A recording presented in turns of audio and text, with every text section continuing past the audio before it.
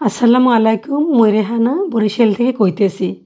মগো বাড়ি বরিশালে কীভাবে কথা কয়, কেমনে বরিশালে ইলিশ মাছ রাঁধে মগো মায় রাঁধছে 20 বছর আগে। কেমনে রাঁধছে সেই স্বাদ এখনও বলতে পারি নাই।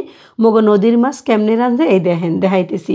তাহলে শুরু করি। আজকে দেখেন বরিশালের বাসায় সম্পূর্ণ কথা আপনাদের পুরো ডেলিভারি দেওয়ার চেষ্টা করবো, কেউ কিছু মনে করবেন না। বরিশালের মাছ এই দেখেন, ইলিশ মাছ লইছি সামনে, নিছি নুন হলুদ দিছি 1 চামচ, মরিচের গুঁড়া দিয়ে দিছি 1 চামচ, একটুখানি তেল দিছি। তেল দিয়ে ভালো করে এইটার এখন মাহাই এলো, ভালো করে মাহাইটাই দেখেন কেমনে মাহাইতেছি। লডর বড়র সুন্দর সুন্দর করে একদম মাহাই এনেছি। দেখছেন মায়ে কিন্তু এরমে রাঁধতে দিলাম। একটা করে দিয়ে তেল দিয়ে দিলাম। তেল দিয়ে ভালো করে মাছগুলো দিয়ে দিলাম।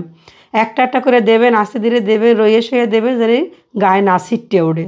একদম বরিশালের রান্ধন, বরিশালের বাসা, পুরা বরিশালের রান্ধন দেখাইতেছি। সুন্দর করে এক পিস যখন হয়ে যাবে আর এক পিসটা উল্টাইয়ে দেবেন এইরমের করিয়া। এই দেখেন কেমনে উল্টাই দিতে আসি, এইরমের করিয়া হওয়াইয়া উল্টাই হেলাইবেন। না কিন্তু সম্পূর্ণ মোর মার রান্নাটা 20 বছর আগে খাইছি।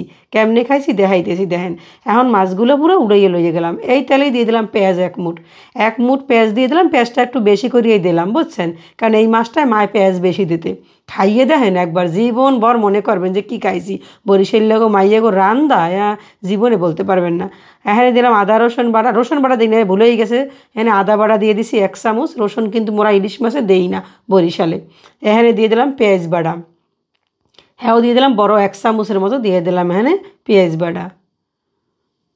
ভালো করিয়া কষাইয়ে দেখেন, সুন্দর করে কষাইতেছি। এটা ভালো করে কষাইতে হইবে কিন্তু, যেমন তেমন রানলে বরিশালে রান্ধা হয় না। হলুদের গুঁড়া দিলাম 1 চামচ, এখানে ধনিয়ার গুঁড়া 1 চামচ, জিরার গুঁড়া 1 চামচ। এই যে বাটা মরিচ দেখছেন বরিশালিয়ারা কী দিয়ে রান্ধে, বাটা মরিচ দিলাম। কিন্তু বাটা মরিচ দিলাম এখানে 2 চামচ বড়া।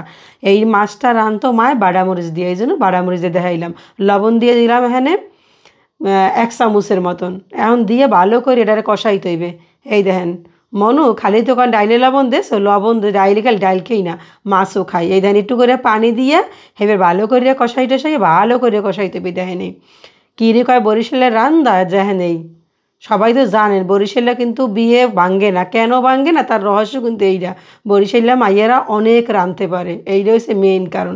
এখন জামাইরে খাওয়াইতে হয়। ইলিশ মাছগুলো সুন্দর করিয়া বয়ে দিলাম মশলার মধ্যে, বয়ে দিয়ে এপিট ওপিট করিয়া এই যে উল্টে এইটা কয় দো পেঁয়াজু ইলিশ মাছের। এই দো পেঁয়াজু করে এইভাবে করে, সঠিক দো পেঁয়াজু এইভাবে করে। এই করে দেখেন এই সুন্দর করে উল্টাইয়া পাল্টাইয়া দিয়া এরম করে 5 মিনিট কিন্তু রাখবো। 5 মিনিট পর যখন ভাজা হয়ে যাবে এরপরে ভালো করিয়া হুররে দিয়ে দিমু।